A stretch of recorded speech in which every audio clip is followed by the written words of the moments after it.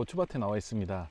안내 문자로, 안전 문자로 여기에 뭐 비가 많이 올 것으로 예상이 된다고 문자가 왔었고 돌풍이 분다고 했었는데, 다행히 뭐 걱정하는 만큼은 오지 않았고, 비는 좀 뭐 폭우처럼 오긴 했습니다. 그나마 그래도 뭐 강풍이 불거나 하지 않았기 때문에 다행히 크게 문제없이 넘어가고 있는 것 같습니다. 이 비가 오면 문제가 되는 게 뭐냐면, 고온 다습이 유지가 된다든가 혹은 저온 다습이 유지가 된다고 하면 이 기온차가 많이 나기 때문에 병충해 발생률이 높습니다. 특히 장마기가 되면은 곰팡이균이나 혹은 이제 어, 가습으로 인해서 병이 발생하는 경우가 많은데, 특히 고추가 여기에 좀 취약합니다. 그래서 물이 배수가 잘 되게끔 좀 신경을 많이 쓰셔야 되고, 더군다나 병에 걸리지 않게끔 좀 관리를 잘 하셔야 됩니다. 어릴 때는 탄저균이나 이런 거에 대해서는 크게 걱정할 정도로 나타나고 그러진 않습니다. 하지만은 이게 진딧물이나 혹은 다른 총체벌레 등으로 인해서 모자이크 병이나 혹은 이제 칼라병 같은 게 좀 발생하는데, 잎이 쪼그라들거나 혹은 이제 얼룩덜룩하게 모자이크 형태식으로 나타나는 경우인데, 이런 경우에는 바이러스 걸린 거라서 문제가 되는 경우가 많거든요. 그래서 거기에 대해서 조금 더 신경을 많이 쓰셔야 된다는 점.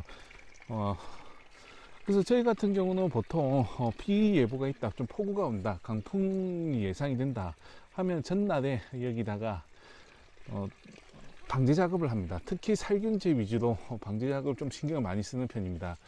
이유는 우리가 한겨울 되면 피부가 건조해서 피부가 갈라지고 뭐 트듯이, 살이 트듯이 얘네들도 그냥 맨 땅에 노출되어 있다고 하면은 병충해 노출 많이 되어 있어서 문제가 되는 경우가 많습니다. 그래서 우리가 피부에 로션을 바르듯 잎에다가 로션을 발라주는 역할을 하고 합니다.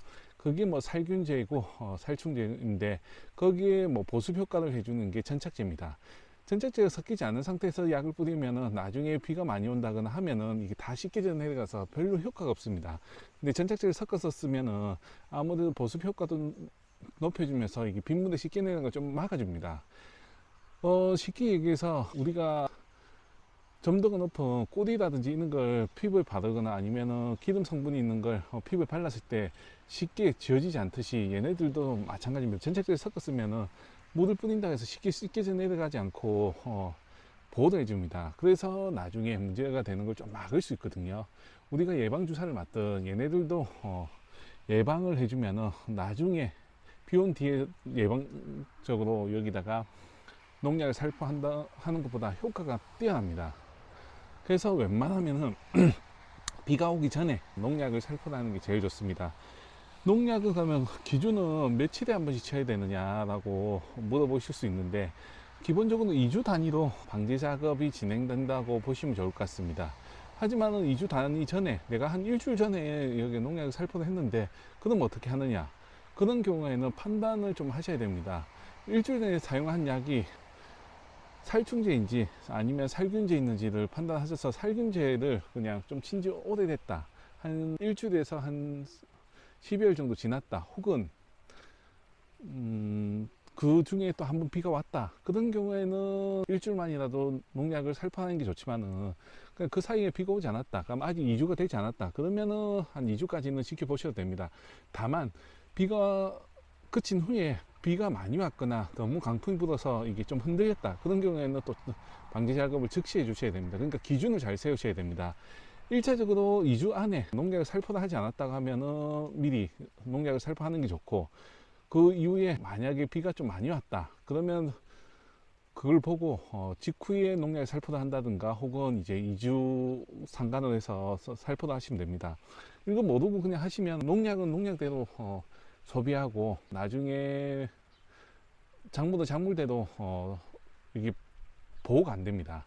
그러니까 그런 부분 잘 알고 사용하셔야 된다는 점 꼭 참고하시고요. 그리고 전착제를 꼭 섞어서라고 말씀드렸더니, 여기 전착제를 너무 가용하시는 분들이 있는데, 그러면은 얘네들이 되려 해를 입습니다. 기공을 막거나 그러지는 않지만 끈적끈적해서 나중에 진딧물이라는 이런 게 달라붙어서 되려 병충해를 일으키는 경우가 있습니다. 그렇기 때문에 적정량 15mm 이내, 물 20리터에 15mm 이내 정도 쓰셔야 된다는 점 꼭 참고하시기 바랍니다. 꼭 뭐든지 많이 쓰고 독하게 줘야지만 효과가 있는 게 아니라, 적재적소에 얼마나 자주 줬느냐, 얼마나 잘 사용했느냐가 관건인 거지, 꼭 많이 준다고 해서 이게 효과가 있는 건 아니거든요. 대리 독하면은 작물 같은 경우는 약해가 나타날 수가 있으니까 꼭 조심하시고 바랍니다.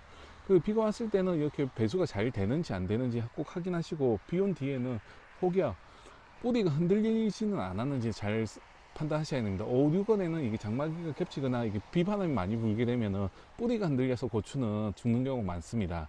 그러니까 요것만 잘 판단하신다고 하면은 나중에 고추가 후기에 뭐 이제 방아다리가 생기고 꽃이 달릴 때 문제가 적어지거든요.